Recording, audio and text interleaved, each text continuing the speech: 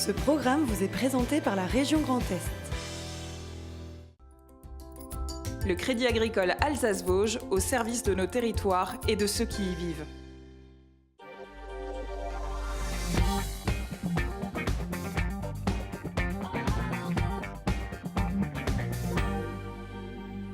Salut à toutes et à tous, bienvenue dans 24 heures en Alsace, une heure d'actualité régionale comme chaque soir de la semaine et toujours en direct depuis nos studios de Strasbourg. On va parler de l'asthme, vous connaissez forcément quelqu'un touché par cette maladie. 4 millions de Français en souffrent, elle fait encore 900 morts par an. C'est demain la journée mondiale de l'asthme, on va en parler dans cette émission. On parlera sport évidemment comme chaque lundi avec l'heure du dénouement dans de nombreux sports alsaciens. Ça rigole du côté de Souffel, champion de France de National 1 en basket qui retrouvera la Pro B l'an prochain. Des larmes et ça pleure du côté de l'Essable. Les handballeurs strasbourgeois sont eux relégués en National 1 à l'issue de l'ultime journée. Et puis découverte et portrait d'Ismaël Boudiz, le taekwondoïste alsacien, champion de France qui prépare les championnats du monde. Ce sera à Manchester dans quelques jours. Et puis bien sûr, on ira côté cuisine du côté de Strasbourg, place des Orphelins plus précisément. Découverte de la cuisine asiatique, coréenne plus particulièrement. C'est bien sûr avec Nicolas Rieffel du côté de l'East Cantine. Tout ça est au menu de ces 60 prochaines minutes. On commence bien sûr comme chaque soir par les infos. Le JT est présenté par Anna Britz.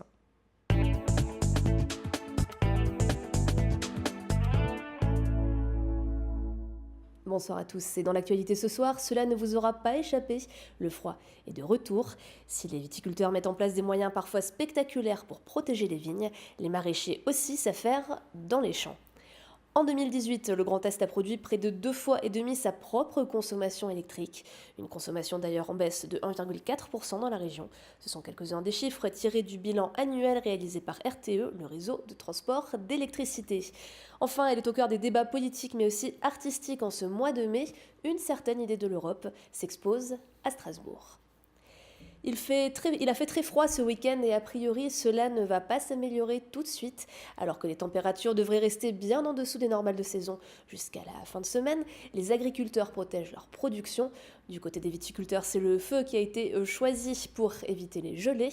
Chez certains maraîchers, les nouvelles technologies permettent de couver les cultures. Mais si cet assaut de l'hiver peut surprendre, tous les agriculteurs et jardiniers connaissent les seins de glace. Depuis le Moyen-Âge, ces quelques jours sont à redouter car les gelées tardives sont toujours possibles. Alors légende populaire ou pas, plus d'explications avec Fanny Kunz. Ce matin, à l'îlot de la Méno, Geoffrey vérifie l'état de ses petits pois. À première vue, tout va bien, malgré le retour du froid. Mais de mémoire d'agriculteur, ce froid n'est pas exceptionnel. Les seins de glace approchent. Qui ça ? Pancras, Boniface, Sophie, Urbain et leurs camarades. Du 11 au 25 mai, ils arrivent généralement avec leur lot de vent, de gel et de froid. Une fois cette période passée, le gel ne serait plus à craindre. Alors légende urbaine ou réalité, Geoffrey a sa propre interprétation. C'est une réalité historique qui s'est constatée depuis toujours. Finalement, je pense que si on cherche un peu dans la littérature, on peut aller loin avec ces seins de glace. Est-ce que ça va tomber les 14, 15, 16 ou alors à la Sainte-Sophie ? Personne ne peut le prédire. Mais effectivement, il faut garder à l'esprit que ça peut arriver chez nous. On est sur un climat semi-continental. On peut avoir des entrées du nord avec des vents polaires pratiquement à cette période de l'année. Mais si le phénomène est connu des producteurs, il n'en reste pas moins dangereux pour les fraises et les asperges qui pointent. Alors pour les protéger, quelques précautions sont de mise. Voile thermique, arrosage à 12 degrés, culture sous serre, autant de stratégies utiles aux maraîchers. Samedi, effectivement, le risque était important. Je ne savais pas à quelle heure me lever la nuit pour aller contrôler. Et je me suis souvenu que j'avais effectivement loué une sonde pour cette année pour ma culture de tomates que j'ai pu installer dans les fraises. Donc en fait, cette sonde, elle relève toutes les 10 minutes quand la température est en dessous de 5 degrés et envoie des alertes sur un seuil qu'on a prédéfini. Donc moi, je lui ai demandé de me réveiller à 0,5 degrés, le temps d'enfiler les bottes, de sortir dans le champ et d'allumer l'irrigation. Alors par chance, je n'ai pas eu besoin de sortir. Les températures ont plafonné à un minimum de 1,8, 2 degrés. Donc on n'a pas eu ce risque-là. Mais effectivement, je pense qu'au jour d'aujourd'hui, c'est un mal nécessaire pour nous producteurs de céder de la technologie qui est quand même là pour ça, quoi. La production maraîchère s'annonce donc plutôt bien par ici, même si elle est ralentie par les conditions météorologiques. Geoffrey n'en oublie pas le dicton pour autant. Saint-Servais, Saint-Pancras et Saint-Mamère font à 3 un petit hiver. En 2018, la consommation d'énergie électrique dans le Grand Est a baissé de 1,4%. Chaque année, RTE, le réseau de transport d'électricité, filiale d'EDF, dresse un bilan de consommation et fait état des changements électriques dans la région. En 2018, donc, les émissions à effet de serre ont baissé de 26% par rapport à 2017 et l'électricité d'origine renouvelable est largement en hausse. La région Grand Est est une région qui produit 2 fois plus que ce qu'elle consomme, avec des centrales nucléaires réparties tout dans le Grand Est et notamment en Alsace avec la présence de Fessenheim. On retrouve aussi en termes de moyens de production tout ce qui est l'eau au fil de l'eau le long du Rhin, donc des moyens de production sur le Rhin qui sont des valeurs importantes, enfin des moyens de production importants qu'on a en Alsace. Et puis à l'ouest de la région Grand Est, c'est plutôt de l'éolien avec beaucoup de moyens de production éoliens qui se développent. Donc effectivement une région Alsace qui est producteur d'énergie nucléaire, d'énergie hydraulique, solaire aussi qui se développe bien, puisque dans la région Grand Est, on a plus 3,5% de production d'origine solaire, et puis de bioénergie aussi qui se développe un peu partout. Et en Alsace, depuis de longues années, justement, une part de l'électricité est produite par la centrale de Fessenheim et RTE anticipe déjà l'arrêt total des réacteurs prévu pour 2020. RTE a réalisé des travaux sur le réseau de transport d'électricité pour l'adapter. C'est 42 millions d'euros qui ont été investis, de travaux qui ont déjà été réalisés, qui ont permis l'adaptation du réseau de transport d'électricité à l'arrêt de Fessenheim. Donc lorsque Fessenheim s'arrêtera, la qualité d'alimentation électrique du territoire, de nos clients sur la région, restera la même que celle que l'on a aujourd'hui. Des propos recueillis par Cécile Motz. C'est un sujet au cours de toutes les discussions en ce mois de mai, l'Europe. Ce sujet s'immisce même dans le monde culturel. Un collectif strasbourgeois s'en est emparé et dévoile à partir d'aujourd'hui une exposition en plein air intitulée « Europe au pluriel ». L'idée est de faire découvrir au public une vision plus artistique du continent. Une exposition qui s'inscrit dans le cadre des manifestations L'Europe en fête qui se déroule jusqu'à la fin du mois. Camille Roland.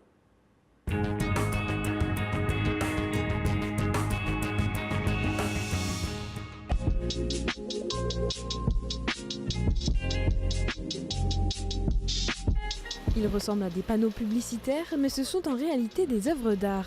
Sur la place Jeanne-Elbling, à 2 pas de la presqu'île André Malraux, une vingtaine d'affiches ont été installées aujourd'hui. Le collectif Les Individus s'est donné pour défi d'apporter une vision artistique du continent européen lors d'une promenade artistique. Et il compte bien produire le même attrait auprès des passants que s'il s'agissait d'une publicité.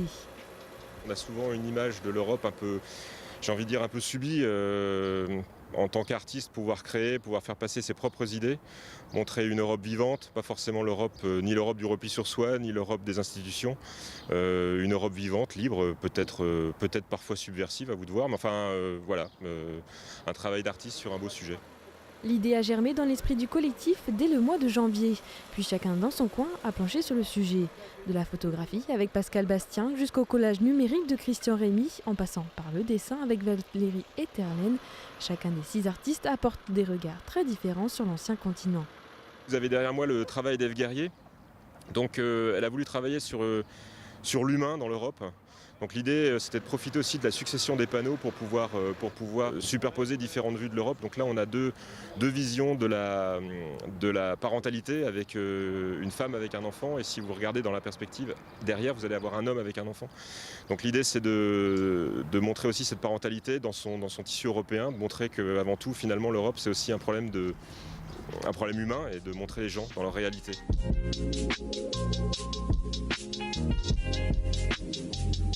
Ici, vous avez une belle jeune fille, donc c'est le titre de cette œuvre de Yoon Jung-song. Donc Yoon Jung-song est d'origine sud-coréenne. Elle s'est attaquée à la représentation d'Europe, donc la représentation mythologique d'Europe sur son taureau. Une représentation que peu de gens finalement maîtrisent ou connaissent. Et donc là, on a une approche, je dirais, qui vient de loin, qui vient d'Extrême-Orient. Et c'est sa façon à elle de voir cette belle jeune fille européenne couronnée sur cet animal. Teinté d'humour, plus dramatique et souvent assez politisé, en ces temps où l'Europe est au cœur de la place publique, le monde culturel se positionne sur ce sujet d'actualité. l'Europe est un sujet vraiment politique, mais que cette politique elle appartient à tout le monde et que tout le monde peut investir le sujet, quelles que soient ses origines et quel que ce soit le moyen qu'il emploie pour l'exprimer. J'ai envie de dire quelque part c'est un appel à l'investissement et à l'implication dans la cause européenne. Les passants pourront se laisser compter ces Europes au pluriel jusqu'au lundi 20 mai.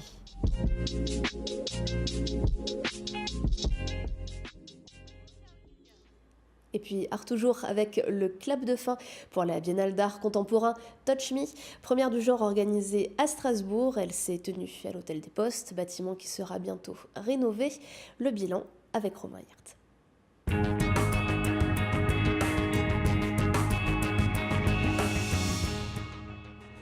Un monde dominé par les écrans. C'est ce qu'a dépeint l'exposition Touch Me à l'ancien Hôtel des Postes de Strasbourg. Des casques audio au smartphone, on y retrouvait tous les outils technologiques du quotidien. L'objectif, attirer l'attention des visiteurs sur la place de ces appareils dans nos vies. Une initiative qui a suscité de l'intérêt, même au-delà des frontières. Plus de 10 000 curieux ont visité cette exposition en 3 mois. Les artistes sont des artistes contemporains, donc ils ont aussi l'utilisation de ces nouveaux outils numériques. Ensuite, un artiste, c'est un visionnaire. C'est quelqu'un qui peut, grâce à sa sensibilité aussi, mieux nous donner à voir ce vers quoi nous nous engageons et ce vers quoi nous allons. Et donc, ils peuvent aussi nous donner des clés. Ce sont des acteurs très importants en fait, de la société. Ça l'a toujours été et ça l'est encore plus aujourd'hui, je trouve. La galerie associative Impact, l'association à l'origine de cette démarche, compte sur ces événements pour permettre au grand public de découvrir l'art contemporain, notamment aux plus jeunes. Pour cette première biennale, 18 artistes internationaux sont venus montrer leurs œuvres dans la capitale alsacienne. Tout un symbole pour l'association qui a vu le jour à Strasbourg il y a 19 ans. Strasbourg, c'est une ville avec une tradition culturelle forte et avec des projets comme celui-ci qui sont ambitieux, qui permettent de faire rayonner non seulement notre ville mais notre territoire aussi au niveau européen et international. Je pense que c'est quelque chose que notre territoire mérite. Et puisqu'elle le mérite, une nouvelle biennale est déjà prévue à Strasbourg en 2021. Les Français se soucient de plus en plus de ce qu'ils mettent dans leurs assiettes et dans leurs verres, et d'où l'essor du vin naturel. Et il est à l'honneur au salon parisien Sous les pavés La Vigne. Parmi les producteurs présents lors de cette 7e édition, le domaine alsacien Beck Hartweg, un reportage de Nora Bouriois.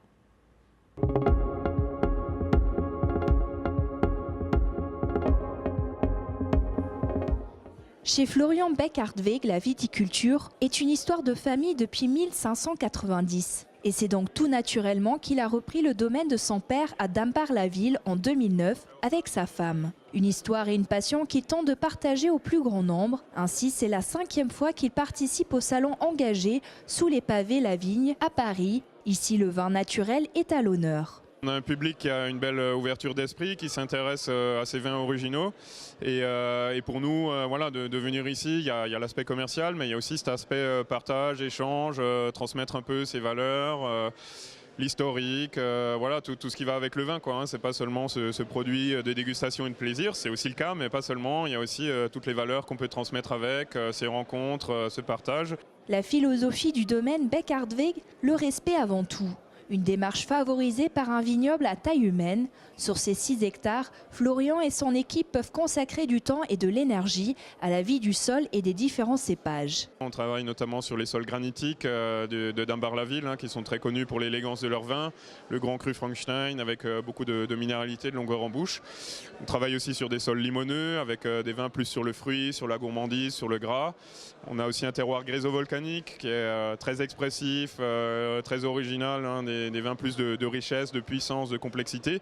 Le domaine alsacien a déjà séduit certains restaurateurs et cavistes parisiens, mais aussi des particuliers. Il participera aussi au prochain salon des vignerons indépendants à Paris en novembre prochain. RGDS, partenaire des Alsaciens qui s'engagent. Et on termine ce JT avec l'image du jour, Oliviane. Pas toujours simple d'occuper ses enfants les week-ends en Alsace. Depuis 10 ans, un site et maintenant une page Facebook compilent pour vous toutes les animations jeunesse de notre région. L'Alsace des petits vous permet de les trier par tranche d'âge, localisation ou encore type d'activité. Et de nombreuses vidéos vous permettent de découvrir le détail des activités proposées. Et en plus, ils ont le sens de l'humour. Merci beaucoup Anna pour ce JT, on vous retrouve demain bien sûr pour une nouvelle session d'infos. On va accueillir les invités de la deuxième partie de cette émission. Stéphane Eberlin, l'entraîneur du basket club de Souffolweijersheim, on va parler de basket, évidemment le docteur Sidi Banig, on va parler de la journée mondiale de l'asthme, c'est demain mardi et tout ça orchestré par Marine Zis. Installez-vous tous confortablement, on en parle dans un instant, c'est juste après la météo de ce début de semaine, je ne vous cache rien, c'est horrible. Déconter, le spécialiste régional du désamiantage, de la décontamination et de la déconstruction, vous présente la météo.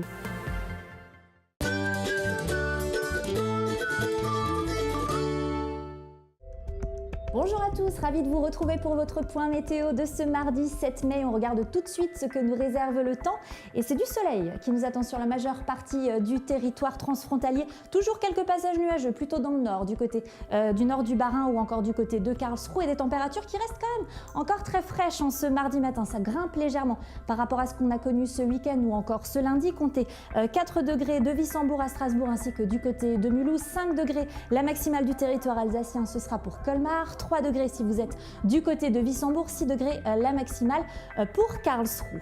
L'après-midi, le temps se voile un petit peu plus sur l'ensemble du territoire, toujours pas mal de passages nuageux malgré des éclaircies qui persistent et des températures qui grimpent légèrement en ce mardi après-midi. Comptez 13 degrés du côté de Wissembourg, 14 degrés ce sera pour Saverne, 16 degrés pour Strasbourg ou encore pour Mulhouse, 15 si vous êtes du côté de Colmar.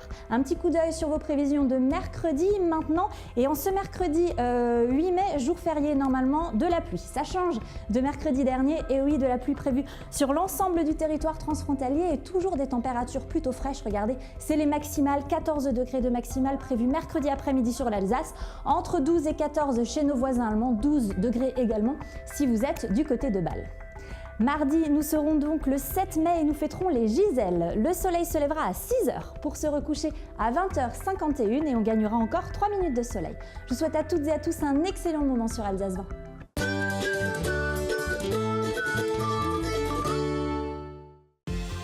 Déconter, le spécialiste régional du désamiantage, de la décontamination et de la déconstruction, vous a présenté la météo. Vous connaissez certainement quelqu'un dans votre entourage qui est asthmatique. Cette maladie touche 4 millions de personnes en France, fait 900 morts par an et provoque 60 000 hospitalisations chaque année. Bonsoir, docteur Barnick. Bonsoir. Vous êtes pneumologue aux hôpitaux universitaires de Strasbourg. Pour donner ça donne déjà ces chiffres, donne une idée de l'ampleur du souci.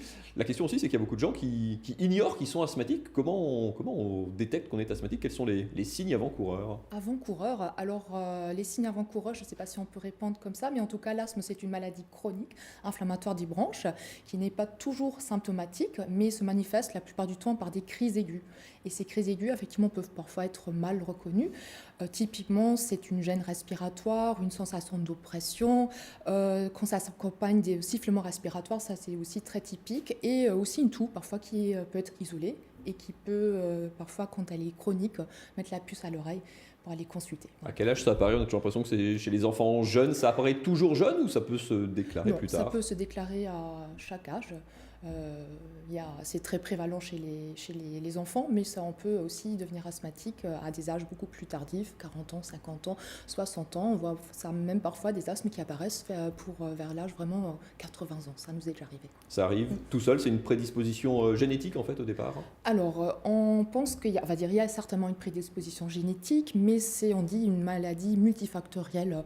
On ignore, on ne maîtrise pas tout à fait tous ces facteurs qui vont faire que certaines gènes prédisposants vont à un moment faire que la maladie se déclare. Mais on pense que, entre autres, la pollution peut effectivement participer, le tabac, il y a différents facteurs environnementaux qui, à un moment, vont faire qu'on va développer la maladie sur une prédisposition génétique qu'on hérite de ses parents. On parle des fois aussi de poils d'animaux, ça peut jouer aussi avec l'asthme? Effectivement, il y a nombreux asthmes qui sont liés à une allergie. Les allergies très fréquentes sont les acariens qui sont dans la poussière de maison, les phanères aussi, on dit donc les poils de chat, les poils d'animaux, mais ça peut être aussi les pollens qui sont effectivement très fréquemment font le lit pour développer un asthme. Alors vous avez un entraîneur de basket à vos côtés, c'est pas le sport qui donne l'asthme, c'est quand on pratique le sport, jeune notamment, que souvent on remarque qu'on a une difficulté respiratoire, ces sifflements. Parfois c'est un des moments où on s'en rend compte. Ça peut effectivement être une limitation à l'effort ou une sensation de gêne respiratoire qui apparaît, une toux en fait quand on fait un effort et qui peut effectivement orienter vers un problème d'asthme. Le paradoxe, c'est qu'il n'y a pas un asthme, il y a plusieurs types d'asthme. En fait, les asthmatiques réagissent différemment, comme dit, aux différents facteurs extérieurs dont vous parliez. Oui, effectivement, la plupart des asthmes sont plutôt modérés et on arrive à bien les gérer avec les traitements habituels, mais on ne va pas forcément réagir de la même façon au facteur déclenchant qui peut être très important chez une certaine personne, un petit peu moins chez d'autres. Et puis il y a aussi des personnes qui ont développé des asthmes très sévères. Alors qu'on ne sait pas très bien pour quelles raisons, ils vont développer une maladie beaucoup plus sévère que d'autres. La plupart sont plutôt plus facilement gérables. On ne peut pas guérir de l'asthme, alors on a ça à vie une fois qu'on déclare ça ou... Oui, on peut pas vraiment guérir de l'asthme. Par contre, le niveau de sévérité peut éventuellement évoluer au courant de sa vie. Donc parfois, on a besoin de traitements lourds qui, en fonction, quand on a identifié certains facteurs aggravants et on arrive mieux à gérer ces facteurs, on arrive à les éviter, on peut éventuellement parfois alléger le traitement ou parfois ne plus avoir de crise pendant un certain moment, qui peuvent parfois même durer quelques années. Est-ce que justement la recherche peut peut-être nous laisser imaginer qu'un jour on pourra guérir de l'asthme ou c'est pas en prévision pour le moment ? Alors je dirais c'est pas encore en prévision, mais c'est un domaine de recherche très très actif et on peut toujours espérer qu'il y a des traitements qui arriveront à très long terme peut-être moduler totalement cette maladie. Demain, le mardi 7 mai, c'est la journée mondiale de l'asthme. L'accent il est mis sur la maladie elle-même, mais aussi sur l'accompagnement en fait, pour les proches des malades. Est-ce qu'il y a des gestes comme ça quand on a une personne asthmatique dans son entourage à faire ? On dit il faut aérer avant que la personne arrive et éloigner éventuellement les animaux. C'est parfois des choses aussi simples et de bon sens que ça ? Oui, effectivement, des choses simples. Alors je pense que bien comprendre déjà la maladie quand on a un asthmatique dans son entourage, c'est important pour pouvoir le conseiller si jamais il fait une crise, savoir aussi peut-être l'aider à administrer son traitement si jamais il fait une crise, il est très stressé, le calmer, l'encourager à prendre régulièrement son traitement si c'est nécessaire, parce que c'est une maladie chronique et dans les maladies chroniques, prendre régulièrement un traitement, c'est pas toujours évident tous les jours, donc dans tout cela c'est important. Après, quand c'est un asthme, qu'il y a des allergies, effectivement, c'est aussi bien de traquer les allergènes, de l'aider à identifier de quel allergène il faut éviter, l'encourager, peut-être lui proposer des activités qui ne vont pas forcément le mettre en danger. Il faut arrêter le basket, Marine, vous avez compris. Merci beaucoup, Dr Barnick du basket. On va en parler dans un instant avec Stéphane Eberlin, l'entraîneur du basket club de Souffalo-Ersheim. Merci beaucoup, en tout cas, pour tous ces éclairages. La suite, c'est du sport, du basket, mais pas que, juste après cette page de pub. À tout de suite.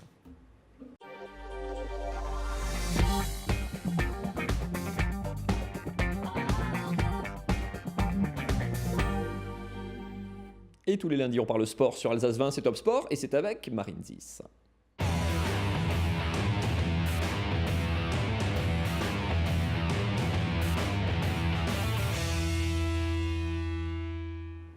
Au programme de ce Top Sport, une explosion de joie et des larmes ce week-end pour les équipes alsaciennes avec une accession en Pro B en basket et une descente en National 1 en handball.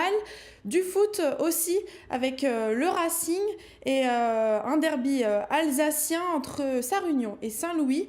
Et puis à vos Dobok ou tenue de taekwondo, pour faire plus simple, nous avons rencontré un Strasbourgeois spécialiste de la discipline.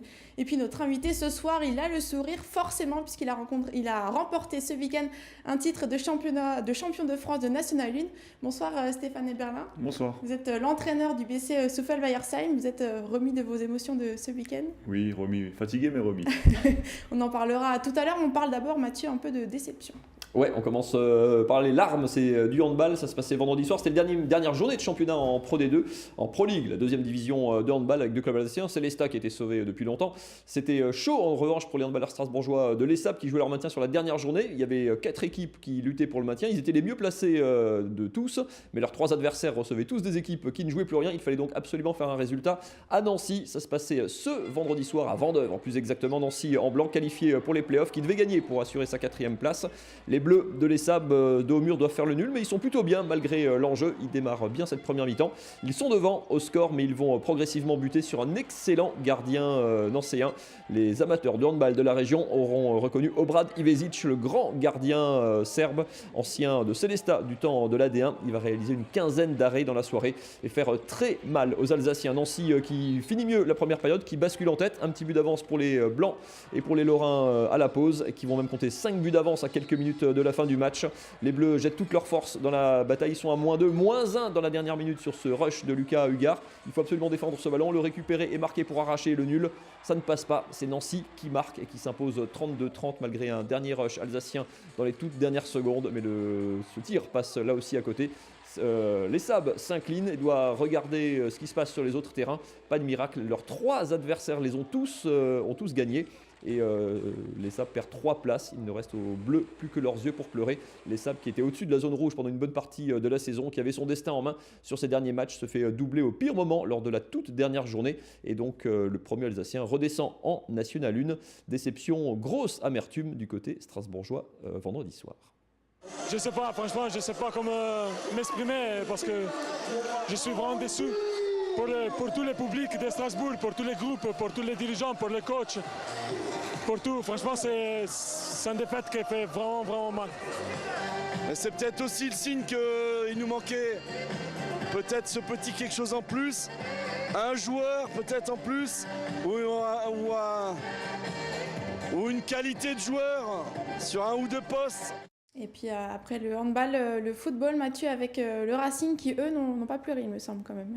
Non, ils ne pleurent pas, ils ont déjà réussi leur saison. Les matchs de gala, c'était vendredi soir, au même moment du côté de la Méno, à guichet fermé. Évidemment, regardez ces images, il ne s'est rien passé de terrible en première mi-temps. On file directement en seconde, le long ballon de Luis Gustavo pour Balotelli, la bonne remise pour Sakai qui prolonge pour Valère Germain. La belle frappe, on est au tout début de la deuxième mi-temps pour battre Cels, l'OM qui aurait pu faire le break quelques minutes plus tard. Sur cette action, mal repoussée, le poteau sauve les Strasbourgeois. Un petit peu plus tard, Adil Rami accroche Ludovic à Jorg penalty. La valse en 5 temps, Jonas Martin Mandanda, Thomasson Mandanda et Lala qui marque son 5e but de la saison et qui égalise pour les Strasbourgeois. On revoit cette drôle d'action et la double parade du gardien marseillais. Un but partout pour le Racing, ça fait quand même qu'une victoire sur les 13 derniers matchs pour les Strasbourgeois qui sont toujours 10e malgré tout au classement. Il reste 3 journées de Ligue 1, un déplacement à Dijon ce samedi. La réception de Rennes, ça sera le dernier match à la Méno avant de finir du côté de Nantes pour les Strasbourgeois, Marine. Et puis en foot toujours, mais quelques échelons en dessous, en National 3, il y avait ce week-end le derby des extrémités de l'Alsace entre Sarre-Union qui était en bleu et Saint-Louis en rouge sur les images. Ça se passait ce samedi avec les images de Vincent Bessières. Les Barinois ne sont pas très dangereux en début de rencontre. Les visiteurs en profitent et ouvrent le score sur ce penalty. Le match qui s'est joué avec un temps assez aléatoire. Là, on voit, il faisait sec et puis là, d'un coup, il pleut. Mais revenons au match. 13 minutes après la mi-temps, Saint-Louis va parvenir à doubler la mise.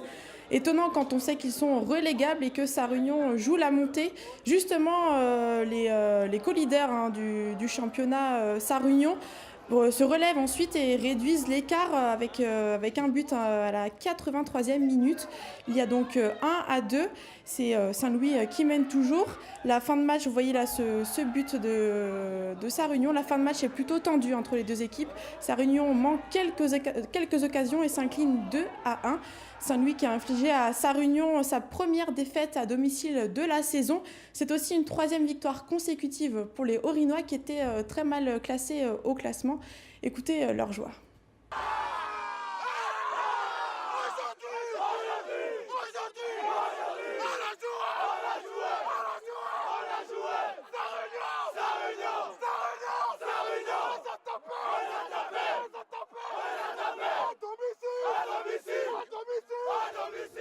Bon, s'ils sont aussi contents, c'est que normalement, ils devraient éviter la relégation. Tout n'est pas encore fait, mais c'est en tout cas bon signe. Écoutez les réactions un petit peu plus posées d'après-match. Nous, on sauve un peu notre saison aujourd'hui.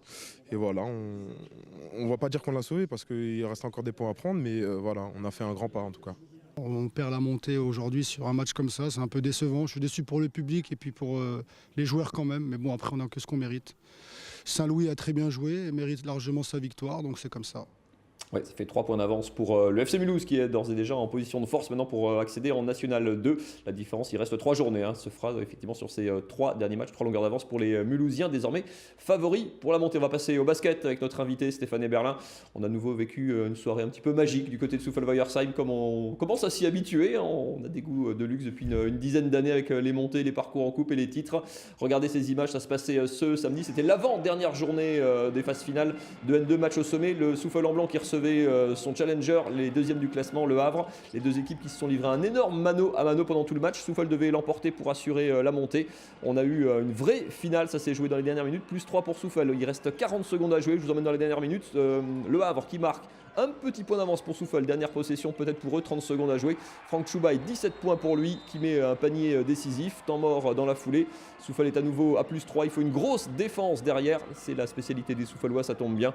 Et le rebond est Souffelois là aussi, plus 3 toujours, le chrono qui s'égrène, l'équipe du Havre obligée évidemment de faire faute. Derrière, il faut du sang-froid, Cédric Kouakou-Bensa, 2 sur 2 au lancer franc, plus 5 pour Soufel. Les toutes dernières secondes n'y changeront rien malgré la débauche d'énergie des Havrais. Soufel termine sur cette dernière action, sa superbe saison.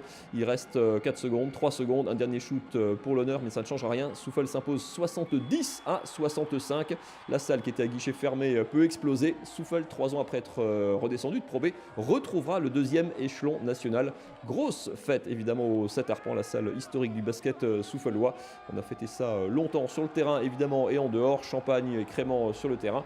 Et puis cerise sur le gâteau évidemment, Soufel premier du championnat avec un bilan assez dingue de 32 victoires et 3 défaites seulement, est évidemment sacré champion de France de National 1 pour la 2e fois de l'histoire du club.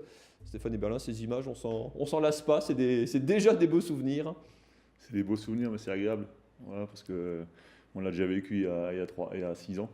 Et c'est vrai que le refaire cette saison, alors qu'on ne s'y attendait pas du tout au début, on était parti pour chercher une place en play-off, c'est quelque chose d'extraordinaire parce qu'on a fait un super parcours. Qu'est-ce qui a marché dans cette saison? On avait une équipe costaud, plutôt expérimentée aussi, pas forcément. Le Havre, c'est un club qui était en Pro A il y a encore quelques années, qui était en Pro B, qui était favori pour la montée. Comment on fait pour afficher un bilan de 32-3, c'est ça, 32 victoires, 3 défaites? Je crois que c'est l'alchimie. On a créé un groupe cette année avec des joueurs qui se connaissaient déjà par ailleurs. Et c'est vrai que le groupe a super bien vécu ensemble. Et puis la première victoire à Boulogne a été fondatrice parce qu'on gagne après un tir au buzzer d'Anthony Labanca chez un des favoris du championnat. C'est la première journée ou deuxième journée? Première journée de la saison. Parfois ça tient à ça lance un groupe, ça lance une saison. Ça a lancé une dynamique et d'ailleurs on a enchaîné les victoires. Et c'est vrai que là sur la deuxième phase on a été très très solide. C'est toujours la même émotion de remporter un titre où l'émotion elle change une fois qu'on connaît un petit peu ce goût-là. Il y a 6 ans, c'était la première fois, donc c'était quelque chose d'extraordinaire. Cette année, ça fait plaisir parce que on savait même pas si on allait repartir en National 1 au mois de juin. Et on a construit une équipe avec des vraies valeurs et des valeurs qu'on connaît à Soufel depuis des années. Et c'est vrai que la saison dernière avait été un peu difficile et cette année, tout a parfaitement fonctionné et on réalise un parcours extraordinaire. Puis vous avez fêté ça et puis surtout immortalisé ça. Regardez cette petite photo du staff avec le titre. Vous allez le titre, c'est quoi? On met cette photo-là, on la met dans le salon en général. Qu'est-ce qu'on fait de ce genre de ce souvenir? Dans le salon non, parce que madame n'est pas d'accord. Le basket ça suffit. Voilà. Pas à la maison. Mais ça sera au bureau et c'est quelque chose parce que c'est un staff avec qui on a beaucoup travaillé et on s'entend très très bien. Et donc voilà, c'était important d'immortaliser ce moment. Alors juste pour le petit clin d'œil, il y avait la photo du staff, mais aussi les joueurs. Alors c'est des photos un peu plus originales. On voit là jambes écartées, on voit sinon des joueurs entourés, qui tapent la pause. Et puis la dernière, c'est dans les vestiaires avec champagne à la main et le titre dans l'autre. C'est des images qui forcément marquent et puis qui permettent de garder des beaux souvenirs, j'imagine. Oui, tout à fait. Et puis surtout, moi, je suis très content parce que je vois un groupe heureux. Et c'est on fait du sport pour ça, pour vivre de belles émotions. Et là, quand on voit les joueurs aussi heureux, ça fait plaisir. Il n'y a pas de hasard en sport, il y a un dicton qui est dans tous les vestiaires, l'attaque gagne des matchs, la défense gagne des titres. Je me suis quand même amusé, parce que je suis payé pour ça, à faire des stats. Vous avez la meilleure défense, alors j'ai pas hors phase finale pour vous, mais Pro A, Pro B, les 2 poules de N1 et les 4 poules de N2, vous avez la meilleure défense, le meilleur ratio de ces 1, 2, 3, 4, 5, 6 divisions. C'est votre marque de fabrique, on le sait, c'est ça la récompense. Il n'y a pas de hasard, à un moment la défense c'est la clé de voûte de cette équipe. Oui, c'est ma philosophie à moi et c'est vrai que pour moi la défense traduit l'état d'esprit de l'équipe. Si tout le monde est capable de travailler pour le groupe et pour arriver à stopper l'adversaire, ça prouve que le groupe vit bien et c'est ce qu'on est arrivé à faire dès le début et c'est vrai qu'on a eu cette année une très très grosse défense. Est-ce que vous pensez déjà à l'année prochaine ou vous êtes encore sur le fait de savourer ce titre-là ? Non, on y pense forcément déjà, mais par contre, je vais prendre le temps quand même de savourer. Parce qu'il y a 6 ans, on a vite enchaîné derrière. Et là, c'est vrai que le fait de gagner le championnat nous permet de le savourer parce que nos concurrents vont rentrer en play-off, ça va finir le 16 juin. Nous, on aura 6 semaines d'avance sur eux. Donc ça nous permet de travailler sereinement. Et pour recruter, il faut le dire, vous avez quelque chose à proposer déjà à des joueurs. C'est d'abord garder les joueurs. Oui, déjà. Parce que on a toujours fonctionné de la même manière, c'est donner la possibilité aux joueurs qui ont acquis la montée de vivre l'aventure. Et c'est ce qu'on veut faire. Donc on va d'abord discuter avec tous nos joueurs pour en garder un maximum. Et puis après, en fonction de leurs décisions, on renforcera le groupe forcément parce qu'on sera obligé de le renforcer pour faire bonne figure l'année prochaine en Pro B. Comment on fait exister Soufal-Weiersheim en Pro B les concurrents, c'est Roanne, c'est Nancy, c'est Vichy, c'est Clermont, c'est que des agglos de 50, 100 000 habitants. Ça, on va me dire, vous êtes collé à Strasbourg, mais ça fait un peu peur quand même quand on voit le pédigré des adversaires en Pro B. Ouais, et la différence de moyens qui va fatalement y avoir. Bien sûr, ça fait peur, mais bon, on l'a déjà vécu. En N1, le Havre, c'est aussi bien plus grand, Boulogne aussi. Donc on a un peu l'habitude. On va y aller avec nos valeurs, beaucoup de cœur, beaucoup de travail. Un vrai état d'esprit et des joueurs qui ont la volonté de mouiller le maillot. Et après, chercher des joueurs aussi qui ont envie de se faire connaître et qui ont envie de rentrer dans un collectif et dans une équipe qui vit bien ensemble. Faut rester avec nous, Stéphane Eberlin. On continue de parler basket, on va parler du côté de la SIG. Le week-end était un peu plus douloureux du côté de la SIG. Il faut dire qu'il y avait un déplacement compliqué à Villeurbanne. Ils n'ont pas sorti le champagne. C'était donc déplacement à Lyon. L'Asvel qui démarrait le match plié au plancher et qui a infligé un 9-0 à Strasbourg dans les 2 premières minutes. Regardez ces images avec, vous le voyez, des actions un petit peu hors normes. On voit là ce contre. Des contre-attaques qui se terminent en dunk, un match assez spectaculaire. La SIG qui était amputée de 4 joueurs majeurs, elle était donc en difficulté. Les Strasbourgeois sont à -20 à la mi-temps et puis voilà, c'est encore un festival avec ce gros contre de Cahudi. Et les Sigmen qui n'arriveront pas à revenir malgré les 20 points de Mardy Collins qu'on voit là au tir. Défaite donc 85-61, la 7e défaite en 8 déplacements depuis janvier. Vous voyez là la SIG qui est 6e pour l'instant au classement et qui donc pour l'instant n'est pas assurée de jouer les playoffs. La SIG qui rencontrera dès demain soir mardi Monaco qui est 3e actuellement du championnat Mathieu. Ça va être un petit peu compliqué contre le 3e. Il y aura 2 victoires d'avance quand même sur le 9e, la première équipe à ne pas faire les playoffs. Donc on va dire que les playoffs c'est plutôt bien emmanché pour la SIG. Après, la question, effectivement, c'est le classement. On continue avec du taekwondo. On va changer un petit peu de discipline carrément. Avec un Alsacien qui s'apprête à s'envoler à Manchester pour les championnats du monde. Il s'appelle Ismaël Bouzid. Il vit et s'entraîne à l'INSEP à Paris, mais il est passé par l'Alsace ce week-end. Vous êtes allé le rencontrer, Mathieu, mais vous avez gardé vos distances parce que c'est assez physique. Regardez.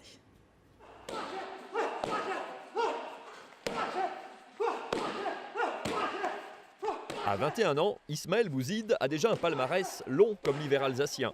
Champion de France cadet, junior, espoir et triple champion national en élite, il se prépare tout simplement pour le plus grand rendez-vous international de sa carrière. C'est mes premiers championnats du monde senior, donc j'ai à cœur d'y briller, de ramener une perf. Ça fait longtemps qu'on n'a pas eu de médaille ou de champion du monde chez les hommes en France. Donc avec l'équipe, on a beaucoup travaillé. On est prêt pour ramener ça. Donc on a hâte d'y être. Le taekwondo, il l'a découvert à l'âge de 3 ans à Schiltigheim. Depuis 2013, il vit et s'entraîne avec les meilleurs Français à l'INSEP à Paris.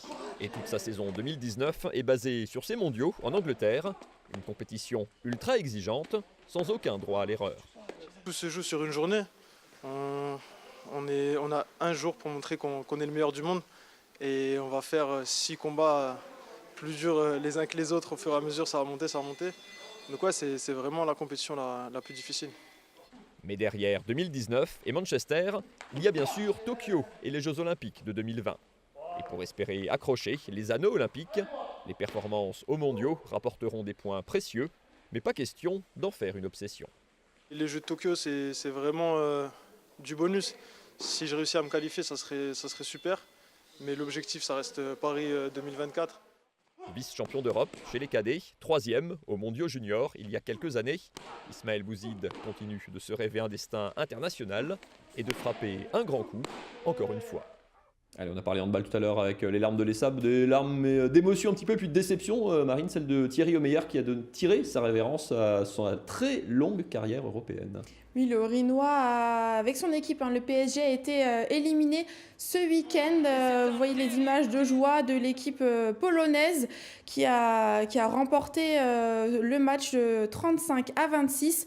Le PSG qui avait d'abord gagné le match aller de 10 buts et qui l'a gagné ensuite de 9 buts. Mais ça ne suffit pas donc pour participer aux phases finales. À 42 ans, vous voyez à l'image, Thierry Omeyer mettra donc un terme à sa carrière en juin après 25 saisons en tant que pro. Alors cette défaite laisse forcément un goût amer, mais ça n'entache rien au palmarès de ce grand champion. Pour rappel, il a été 2 fois champion olympique, 3 fois champion d'Europe, 5 fois champion du monde. Et puis il a remporté juste comme ça une quinzaine de titres nationaux. Voilà. Presque pour le plaisir. Ça, c'est quoi. du palmarès. Donc Paris avait perdu au match aller et s'est imposé, mais pas suffisamment largement hier dimanche. Stéphane Eberlin, avant de refermer cette émission, il y a quand même une saison assez incroyable de basket alsacien. Vous allez être très focus sur votre équipe. Mais vous allez rejoindre Gris en Pro B, qui a été promu et qui va se maintenir. Ça fait quand même 2 accessions de club alsacien coup sur coup. Il y a en N1 KB s'est maintenu, en N2 Mulhouse Pastad qui est en finale du trophée Coupe de France, les filles de la SIC qui sont en play-off pour monter, les filles de Furdenheim qui sont peut-être parties pour monter en N2. Il y a une saison de basket assez délirante en Alsace cette année. Qu'est-ce qui se passe ? Il se passe que je crois que c'est un vivier, c'est une terre de basket et qu'on a beaucoup de joueurs avec de très bonne qualité.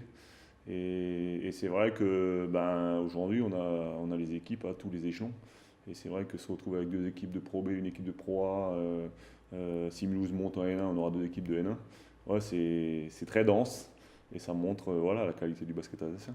Ça fera des derbies, puis le reste de la France du basket va devoir apprendre à prononcer en Pro B Souffalo-Ersheim et Gris-Oberhofen. Merci pour le cadeau. Le derby, c'est quoi ? C'est un bonus en plus de se retrouver à 2 clubs alsaciens là-haut. Enfin, vous faites toujours des matchs amicaux les uns contre les autres. Il y a une vraie... on voit du côté du Rhenus aussi, de temps en temps, à côté de Vincent Collet. Ça s'entend bien en plus. Oui. Maintenant, c'est quelque chose qui était impensable il y a 10 ans. On a eu les derbies en N2 et on va se retrouver en Pro B avec des agglomérations vraiment de petite taille. Donc c'est quelque chose d'exceptionnel et ça va être un grand plaisir d'avoir ce derby à ce niveau-là. Est-ce que le fait qu'il y ait un grand nombre d'équipes comme ça dans la région, ça permet, c'est plus facile au niveau du recrutement parce qu'il y a des équipes à un bon niveau ou non, vous allez quand même aller chercher ailleurs ? Où est-ce qu'on se tire la bourre du coup ? Nous on est à un niveau aujourd'hui où on cherche quand même beaucoup de joueurs à l'extérieur. Même si nous, cette année, on avait quand même 6 joueurs qui vivent et qui ont été formés en Alsace. Et moi, j'essaie toujours de garder cette identité alsacienne. Donc si l'an prochain, je peux garder 5-6 joueurs alsaciens, je le ferai volontiers. Mais c'est vrai qu'après, plus on monte de niveau et plus c'est compliqué. On l'a vu sur les images tout à l'heure, il y avait un des seuls qui passait par la SIG mais que vous n'avez pas pris, c'est Franck Nilikina qui était dans les gradins des 7 arpents samedi soir. Pour finir, qu'est-ce qui fait qu'à Souffle, entre les parcours en couple, les montées de N2, en N1, de N1, en Pro B, qu'est-ce qui fait que dans un club, à un moment, Je sais pas, il y a cette dynamique, cette alchimie, qu'on est attractif. Comment on entretient quelque part cette étincelle? Beaucoup de travail. Je pense qu'on n'a pas forcément beaucoup de moyens, mais on sait bien travailler. Une grande équipe de bénévoles, des présidents qui suivent. Parce que résultat sportif, c'est une chose, mais après, il faut être capable de suivre derrière, et ils le font. Donc voilà, c'est une grande famille. Et je crois que les joueurs cette année qui ont rejoint l'équipe ont vu ce que c'était un esprit collectif et un club avec un esprit familial. Et je crois que c'est quelque chose d'important et qu'on doit garder tout en se professionnalisant et en développant la structure à côté. Ce qu'il faudra en Pro B pour finir, c'est des moyens. Là, on est à un niveau. Il faut déjà de l'argent en National 1 évidemment, mais les gars, ils sont pros. À un moment, il faut des sous. Oui, c'est sûr. Le nerf de la guerre, c'est l'argent. Et savoir bien l'utiliser. Et je crois que ça, en Alsace, on sait le faire parce que même Gris cette année avait le plus petit budget de Pro B, ils vont se maintenir. Donc on sait bonifier l'argent qu'on nous donne. Mais c'est sûr qu'on en veut toujours plus.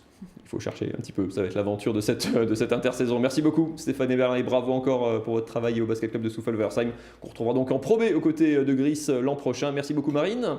On se retrouve lundi prochain, avec plaisir.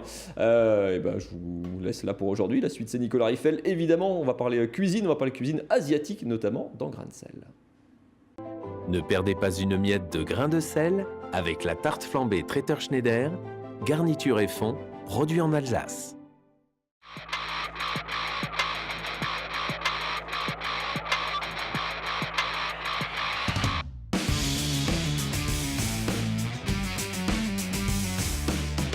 Alors pour la petite histoire, je connais ce beau mec depuis 98 à peu près. On peut dire, ouais, à peu près. Place des Orphelins et surtout le quartier, c'était un peu notre repère quand on était plus jeune. Ouais, le quartier de la Crutenon, hein. Ouais. Et si je viens de voir aujourd'hui, c'est pour parler de Is Cantine. Alors un très beau concept qui a ouvert il y a à peu près 3 ans, c'est ça? Ouais, 2016, avril 2016. On essaye de faire voyager les gens.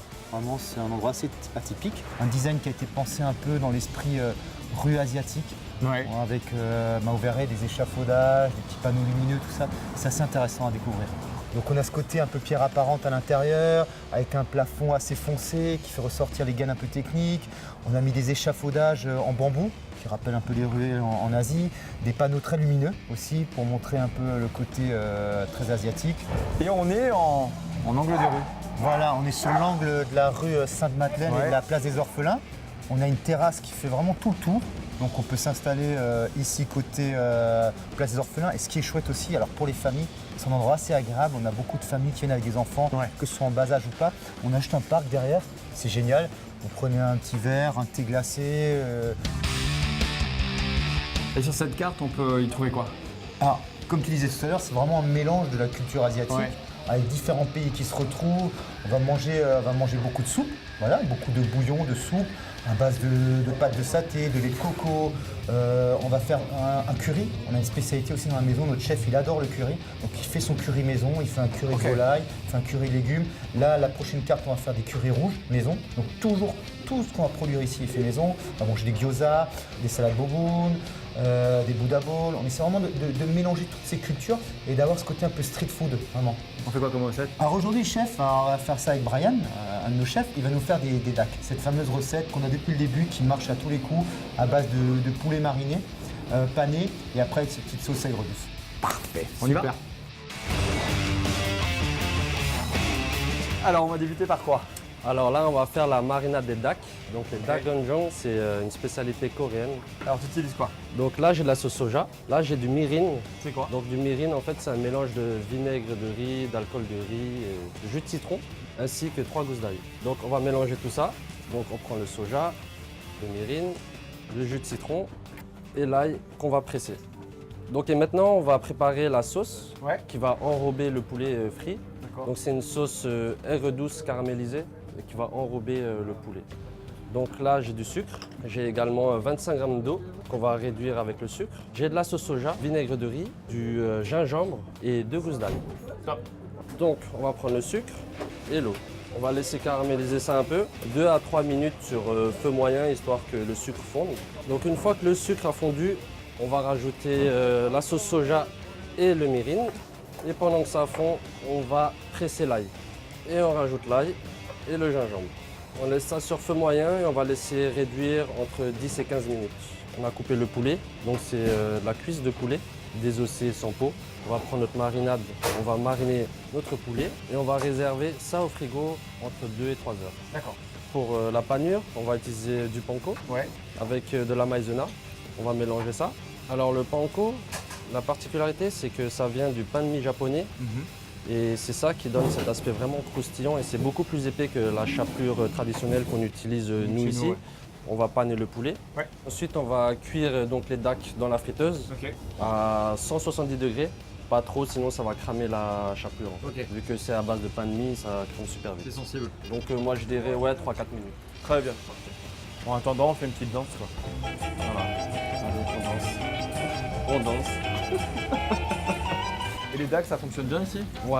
Donc c'est entre 30 et 40% des commandes ici. Ah ouais? On passe quand même entre 30 et 40 kilos par jour.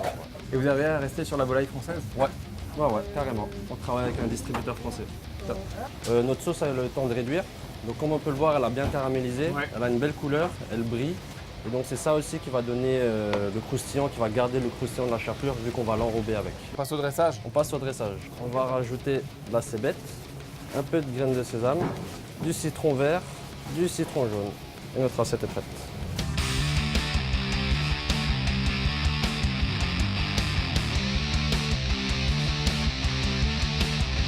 Et surtout, soyez pas sales! Cuisiner créatif avec Traiteur Schneider, spécialité alsacienne fraîche, à retrouver dans votre magasin habituel.